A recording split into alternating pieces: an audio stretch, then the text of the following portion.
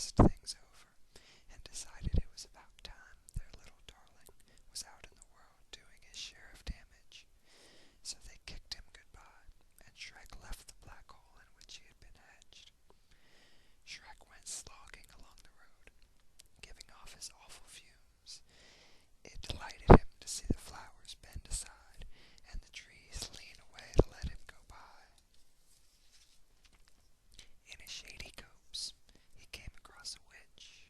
She was boiling bats in turpentine and turtle juice, and as she stirred, she groaned, "This is the way I cook my bats, stir my bats, taste my bats, season my bats in the morning, stew and brew and chew my bats, diddle and fiddle and faddle my bats, early in the morning."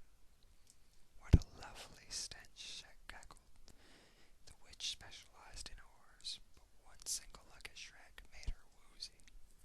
When she recovered her senses, Shrek said, "Tell my fortune, madam, and I'll let you have a few more of my rare lice." "Splendid," crowed the witch. "Here's your fortune. Oochky, poochky, inchky bitch. Pay attention to this witch. A donkey takes you to a knight. Him you conquer in a fight. Then you wed a princess who is even uglier than you. Ha ha ha, and cack-a-doodle-doo. The magic words are apple strudel." "A princess," Shrek cried. "I'm on my way." Soon he came upon a peasant singing and sithing. "You there, varlet," said Shrek, "why so blithe?" The peasant mumbled this reply, "I'm happy scything in my rye. I never stop to wonder why. I'll hone and sith till I die, but now I'm busy, so goodbye." "Yokel," Shrek snapped, "what have you in that pouch of yours?" "Just some cold pheasant." "Pheasant, pheasant, what a pleasant present." The last thing the peasant saw before he fainted was Shrek's glare warming up his dinner. Shrek ate and moved on. Wherever Shrek went, every living creature fled. How it tickled him to be so repulsive. Fat raindrops began sizzling on Shrek's hot knob.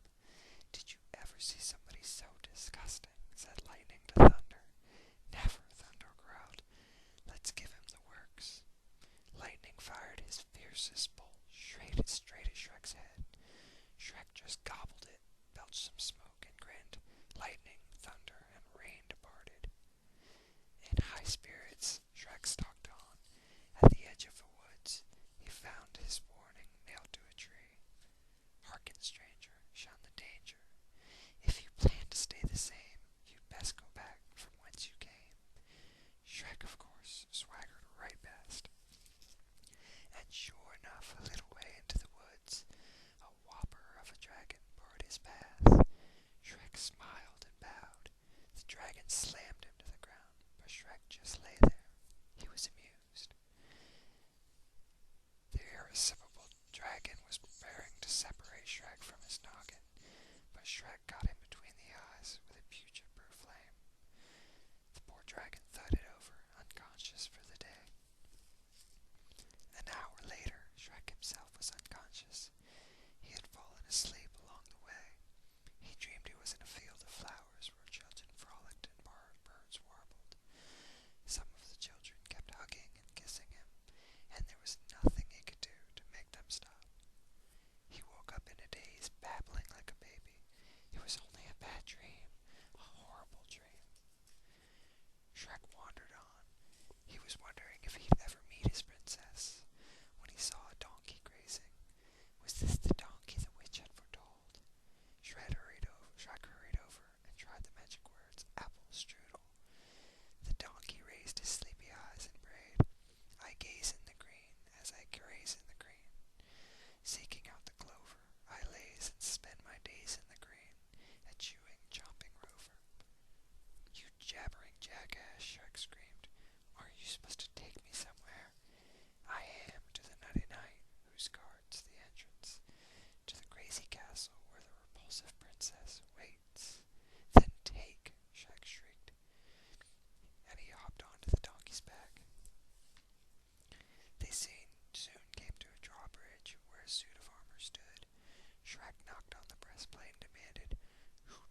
jewels inside this armor, and also in yonder castle.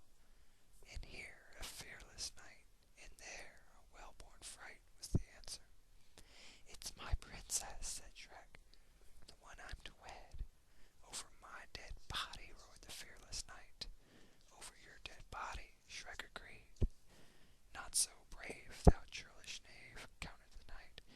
Do me the honor to step aside, so Shrek can go meet his bride, Shrek commanded. Magician's mercury, plumber's lead, I smite your stupid scabby head, and the knight smoked. Shrek popped his eyes, opened his trap, and bellowed a blast of fire. The knight, red hot, dove into the stagnant moat. With a nasty snort of triumph, Shrek crossed the bridge and marched into the castle, and there, for the first time ever, he found out what fear was.